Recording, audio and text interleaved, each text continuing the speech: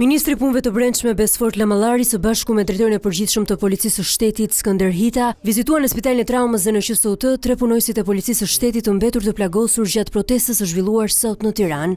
Lamallari dënoi me forca këtë dhunës së ushtruara ndaj punojësve të Policisë së Shtetit. Dua të siguroj së pari familjarët që gjendja e tyre paraqitet e stabilizuar dhe nga ana tjetër kam një mesazh për të gjithë ata vandal të cilët guxuan të hedhin gur ndaj punonjësve të Policisë së Shtetit, janë identifikuar, do shoqërohen dhe do të vinë përpara drejtësisë menjëherë. Do të marrin përgjigjen më shëmbullore që parashikon ligji për ta. Kjo nuk ka të bëjë fare me protestën dhe me shprehjen demokratike të mendimit ndryshe. Kjo është thjesht një akt kriminal. Në një postim në rrjetet sociale, ministri i Brendshëm e cilësoi sulmin ndaj punojësve të policisë si sulm ndaj shtetit dhe rendit kushtetues.